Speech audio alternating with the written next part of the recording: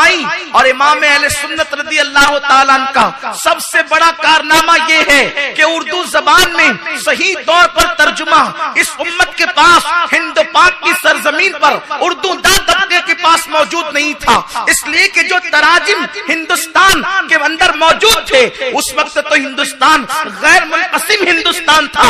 اللہ اکبر. بر صغیر میں اردو زبان میں جو تراجم لوگوں کے پاس موجود تھے ان ترجموں کا حال یہ تھا کہ اردو زبان میں جب ترجمہ کیا گیا تو عربی کو اردو کا لباس پہناتے ہوئے لوگوں کو یوں ٹھوکر لگی. کسی نے ترجمہ کرتے ہوئے اللہ کو ٹھٹا کرنے والا لکھا, اللہ کو مذاق کرنے والا لکھا, اللہ کو مکر کرنے والا لکھا, اللہ کو دھوکہ دینے والا لکھا. حضور صدر الشریعہ بدر الطریقہ مولانا امجد علی رحمت اللہ تعالی علیہ امام اہل سنت کی بارگاہ میں گئے اور عرض کیا, امام اردو زبان کے اندر جو تراجم ہیں لوگ پڑھ کر کے گمراہ ہوتے ہیں اس لیے کہ اس میں کہیں اللہ کو ٹھٹا کرنے والا, کہیں مذاق کرنے والا, کہیں دھوکہ دینے والا, کہیں مکر کرنے والا, الگ الگ انداز سے گالیاں دی گئی ہے اور وہ بھی قرآن کے ترجمے کے نام پہ دی گئی ہے. اگر اردو زبان میں ترجمہ آپ قوم کو عطا فرما دیں تو آپ کا بڑا احسان ہوگا. اہل سنت کے امام نے کہا میرے پاس وقت نہیں,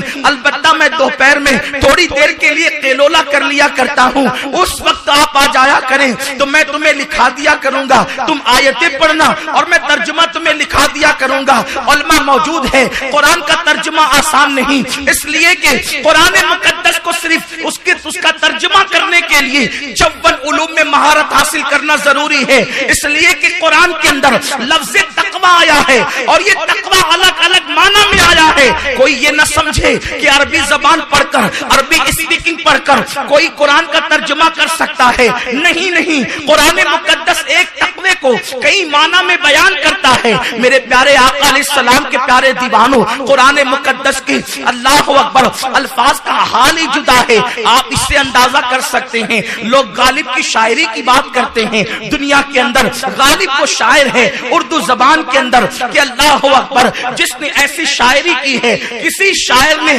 سپاری پر کبھی شعر نہیں کہا, لیکن غالب اس شاعر کا نام ہے. غالب کو کہا گیا, غالب آپ خود کہتے ہیں کہ یوں تو دنیا میں ہے سخنور بہت اچھے, مگر غالب کا ہے انداز بیان ہے, آپ کو اپنی شاعری پہ ناز ہے, یہ سپاری کا ٹکڑا ہے, اس پر فل بدی اشعار کہہ دے تو مان جائیں.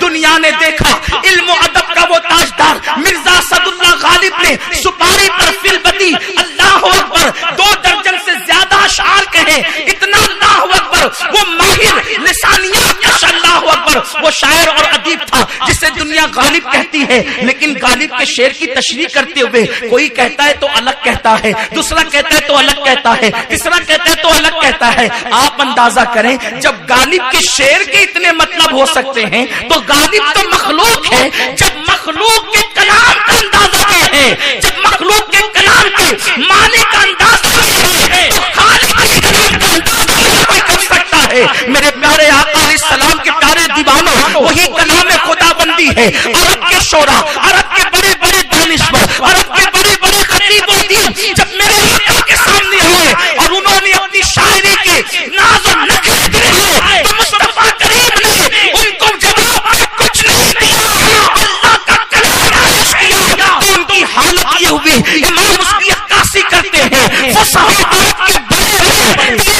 کیوں ہے جسم میں جانے. قرآن کو سن کر وہ ایسے ہو گئے جیسے منہ میں زبان نہیں, بلکہ ایسے بھی نہیں جسم میں جان. جس کے منہ میں زبان ہوتی ہے وہ اشارے کنائے سے تو بات کرتا ہے, منہ میں زبان نہ ہو تو, لیکن جس کے جسم میں جان ہی نہ ہو تو وہ کچھ بھی نہیں بول سکتا.